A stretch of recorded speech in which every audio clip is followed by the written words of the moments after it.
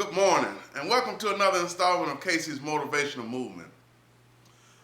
Recently Florida just joined the ranks of other states when they passed the no texting while driving law.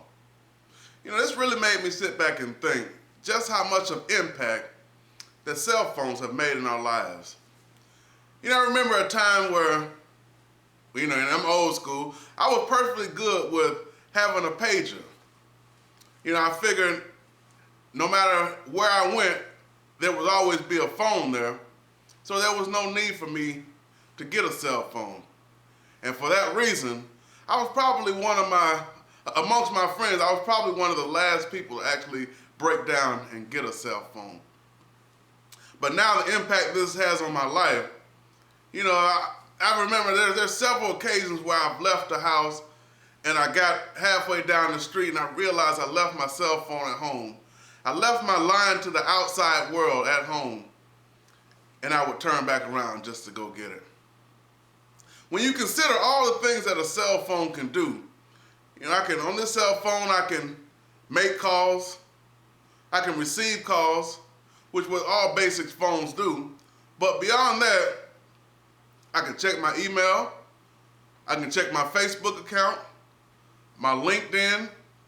Just the other day, I was chatting with a girl all the way in Africa, which is amazing. Just think about all the things that a cell phone can do.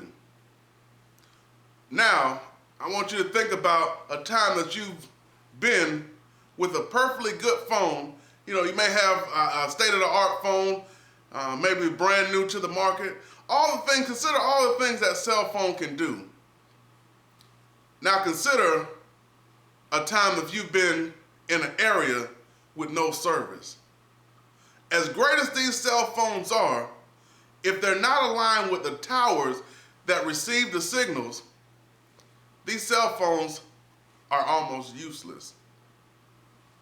Now I wanted to illustrate that fact to only show you that we're like this cell phone. As powerful as we are, the many things that we're capable of doing, if we are not aligned with our higher purpose, we can sometimes render ourselves useless. I love the way Mark Twain put it. Mark Twain said the two most important times in a man's life are the day he was born, and two, the day he figures out why. What is your purpose? When you begin to align yourself with your purpose, you begin to start operating at your optimum performance. Now let's think about another method on this phone. What about when we talk too much on it and we either forget our chargers or we have our chargers and have no place to charge it in? Once the batteries die on these phones, again, they're rendered useless. But like these cell phones, we are also rendered useless at a time when we reach a point in our life where we have done all that we can do. We've exhausted our means by ourselves, and there's nowhere to tap into. We find ourselves useless as well. Consider something as simple as water. Now, when you take a water can be as gentle as something that we drink. Then again, it can be something destructive as a hurricane or a tsunami. That's because water taps into different sources. If you look at the sources of water taps into and strengthens itself, look at a stream. Water from a stream, streams flow into rivers, rivers flow into lakes, lakes flow into oceans. It's all about the bigger picture. Where is your bigger picture leading you? What are you tapping into? Are you tapping into different sources of, you may have your church groups. I'm a member of Toastmasters, and I find that a great group to tap into, great group of networkers, great group of innovators, great group of people that will inspire you. And see, that's why I hang with groups like that. I associate myself with groups like that. I tap into groups like that because that's what the bigger picture is. You know, I realize I can only do so much by myself. A cell phone is only as powerful as its battery. And again, with its connection with its towers. So this is just something I want you to think about today. Think about, one, what source are you tapping into? And two, are you aligning yourself with your purpose? I want to share a brief story with you. And again, it's come to be one of my favorite, and all of them are my favorite because they teach a lesson. And the lessons are the bottom line. Anyway, there was a guy who was out of work. And he went searching for work. He looked day after day after day. He looked for work and couldn't find any. Until one day, he stumbled upon a guy who was looking for a tree cutter. So this gentleman decided to take the job. And because this guy took a chance on him, he really wanted to do a great job for him.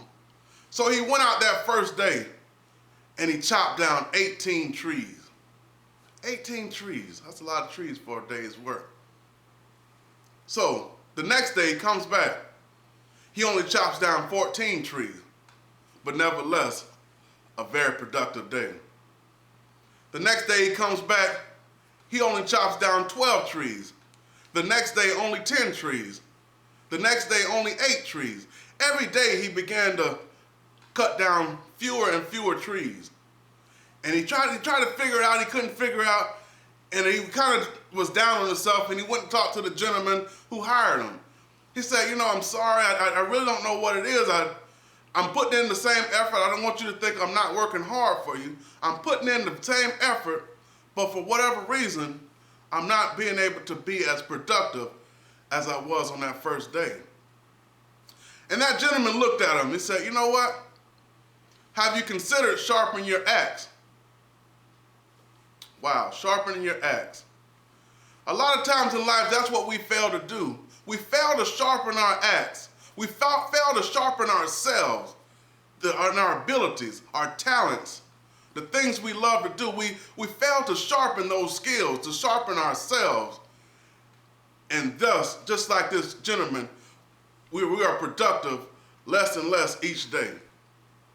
So this is what I want you to think about. I want you to think about how often or how much time on a daily basis, how much time do you spend on your outer appearance? You know, getting dressed.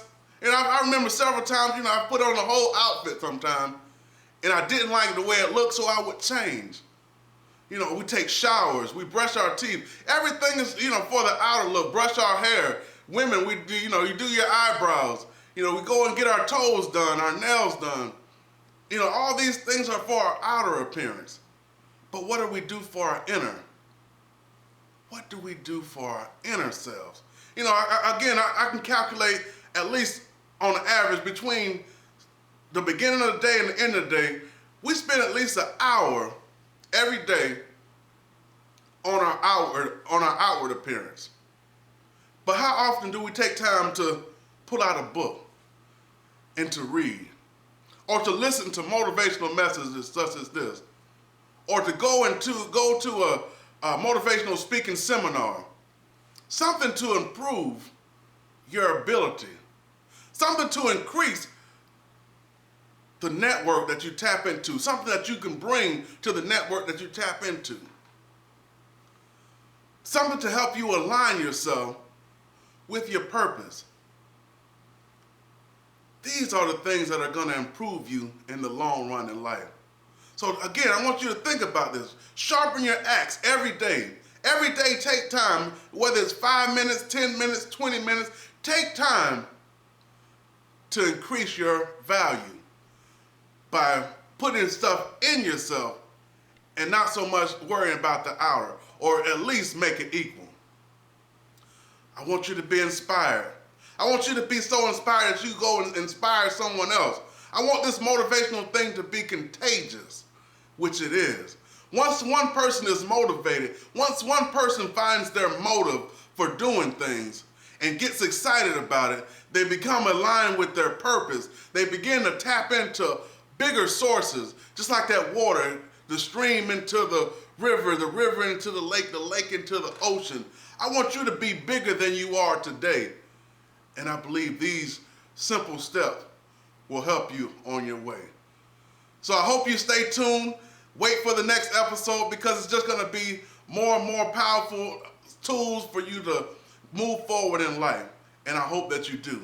Again, be inspired, inspire someone else. Until next time, God bless you. Have a great day.